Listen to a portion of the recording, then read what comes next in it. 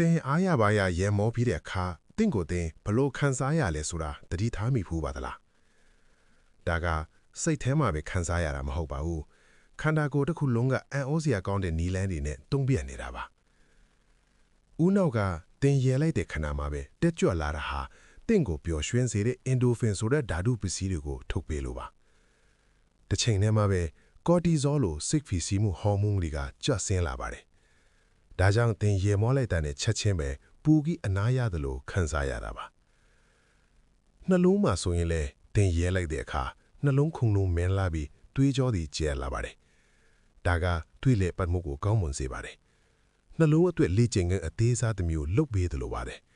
ဒါကြောင့်သိပ္ပံပညာရှင်အချို့ကတော့ရေမောခြင်းကိုအတွင်းပိုင်းအသေးလေ့ကျင့်ခန်းလို့ခေါ်ကြပါတယ်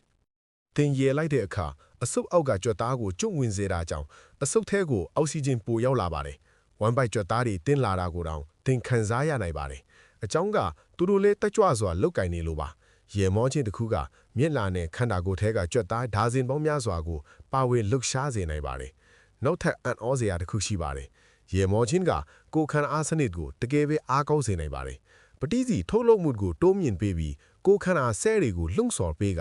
ယောဂါတွေကိုတိုက်ထုတ်ဖို့ခန္ဓာကိုယ်ကိုအထောက်အကူပြုပါတယ်ဒါအပြင်ရေမောခြင်းဟာကိုယ်ခန္ဓာအတ္တမကလူမှုဆက်ဆံရေးအတွက်လည်းအရေးပါပါတယ်အခြားသူတွေနဲ့အတူရေမောတဲ့အခါအုံနောက်ကအောက်ဆီတိုစင်ဆိုရဲ့နှံဖွဲ့ဟော်မုန်းကိုထုတ်ပေးပါတယ်ဒါကြောင့်အထူးထူးရေမောခြင်းကလူတွေကိုပိုမိုရင်းနှီးစေတာပါဒါကြောင့်နောက်တစ်ခါရဲတဲ့အခါတတိယပါတင်ပျော်နေုံတင်မဟုတ်ပါဘူးတစ်ချိန်တည်းမှာပဲခန္ဓာကိုယ်ကိုကုသပေးနေတာစိတ်ဖိစီးမှုကိုရှော့ချပေးနေတာကျန်းမာရေးကိုမြင့်တင်ပေးနေတာအားလုံးကိုတပြိုင်တည်းဖြစ်နေတာပါပြီးတော့အကောင်းဆုံးအချက်ကဒါဟာလုံးဝအခက်မဲ့ပါ